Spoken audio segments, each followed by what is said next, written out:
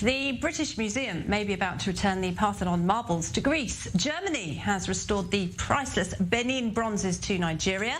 And this week, a sarcophagus from the time of the pharaohs was returned to Egypt by a museum in Texas. More and more countries are demanding the return of their treasures. Leading Egypt's campaign is Dr. Zahi Hawass, the former Minister of State for Antiquities Affairs. Dr. Zahas, welcome. Welcome. Thank you. How are you? Very well, and very glad to see you, sir. Now, you would also like something back from the British Museum. That's the Rosetta Stone, which was discovered by a French engineer back in 1799, and which has been in the British Museum now since 1801. Are you going to get it back? But first, before I will tell you, and to answer this question, I want to tell you that in 2010, I sent an official letter to Berlin for the return of the bust of Nefertiti. But now it's 200 years, and the Rosetta Stone is the icon of our Egyptian identity. And I think its home should be the Grand Museum. And not only the Rosetta Stone, but also the Zodiac and the Louvre. These two pieces, I want them back. We wrote a petition signed by more than 200,000 people until today.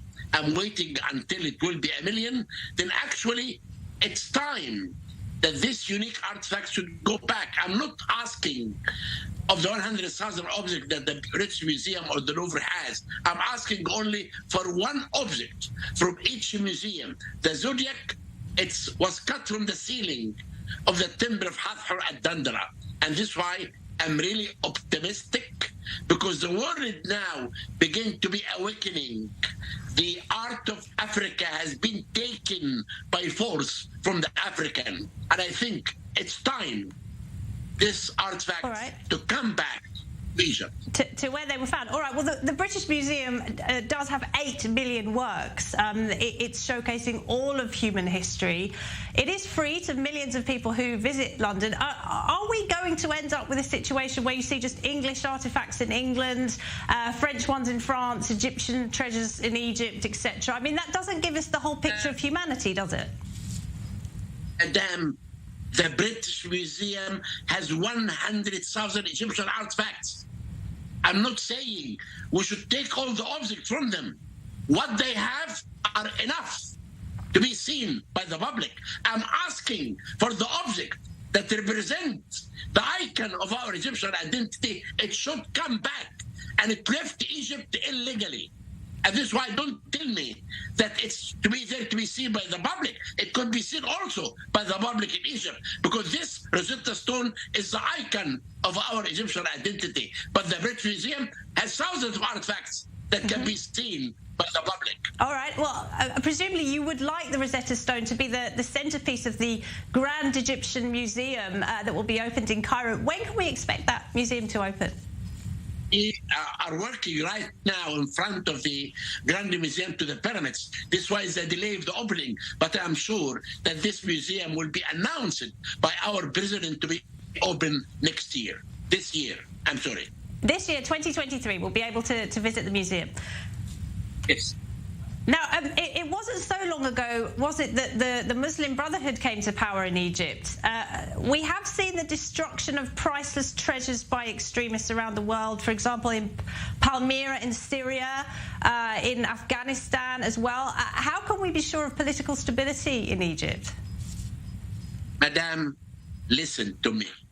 Egypt is a very stable country. We have a government that we love, and Egypt will never be like other countries at all. And this is why I really don't like this question, because even when we had a so-called revolution in 2011, the monuments of Egypt was protected completely. We have a stable government, we have a president that we elected, and Egypt is safe, and Egypt cares about their monuments. Egypt and our president spent millions of dollars to make this museum. It will be the best museum in the world. The restoration of the Egyptian monuments are amazing in Islamic Cairo and all Cairo and museums everywhere. We have a revolution on the restoration and the excavation of antiquities. And we always announce almost every week a great discovery in Egypt. The opening of the Grand Museum with the site management of Giza Plateau and the Sphinx Airport will make this site unique. And I do invite everyone to come to see the magic of ancient Egypt. So you are a renowned archaeologist, and you've been working on this your whole life. There have been recent discoveries in Egypt, haven't there? Yes, we actually, in the 26th of this month, we're going to make a major important press conference in Saqqara to announce major discoveries.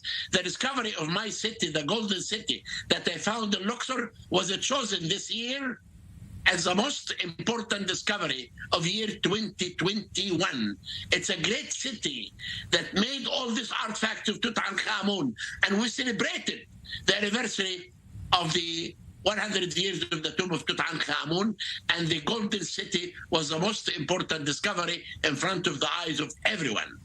We found until now, in my opinion, 30% only of the Egyptian monuments, and still there's 70% is buried underneath the ground. And you never know what the sand of Egypt may hide of secrets. And if someone was planning to come to Egypt for the first time, could you tell us what they absolutely must see? Of course. First time, they should go to the pyramids and see the pyramid of Khufu and the Sphinx. And they should go to Saqqara. It has the oldest pyramid in Egypt. To the Cairo Museum in Tahrir. It's a magic of art. The Civilization Museum that has the mummies. And after that, go and see old and Coptic and Jewish Cairo. We have unique temples for the Egyptian Jewish in Egypt, great Christians and great mosques in Al Mu'izz Street. And after that, you go to Luxor and take a cruise to visit the Valley of the Kings, Luxor and Karnak Temple, and go on a cruise, see the Temple of Edfu and Komombo, and also Aswan and Abu Simbel. This 14 days, you will never forget in your life. It's magic to see the Son of Egypt with the great monuments of the pharaohs. It is one of the richest histories on earth, isn't it? It has to be said. Do you feel that Egypt has in the past been deprived of its history then, and deprived of the ability really to boost its tourism industry, to get more people to visit and really showcase this rich history? We are promoting tourism all over the world. Actually, I was in Stockholm 2 weeks ago with the Minister of Tourism promoting Egypt. The Minister of Tourism and the Egyptian government are really keen to make tourism promotion, because tourism is the most important industry for us as Egyptians. And this is why me, as an archaeologist known everywhere, I tell people Egypt is safe. Come to visit us. How many visitors are you hoping will come this year? We have, if you come with me to the Valley of the Kings, I was there 2 days ago. Tourism are amazing now. Everywhere. You go to the Cairo Museum and any site, you will see a lot of tourism. I think tourism for Egypt this year will be the best year for us. And does that depend on getting back the Rosetta Stone? No, the Rosetta Stone is something else. I'm talking about something that represent the identity. I'm not talking about all the artifacts to come back, but Rosetta Stone, if you have something that tells you about the history of your country, you need it back. Rosetta Stone was shown in a dark area in the British Museum. When I said come and bring it back, they put it as the most important object of the museum. But I think it's a time that this Rosetta Stone to be back, to shown in the Grand Museum, and it will be seen by the people everywhere. And I want to tell you one thing. My petition signed by more foreigners than Egyptians. Dr. Zahi Hawas, a pleasure to talk to you. Good luck with your campaign. Thank you very much indeed.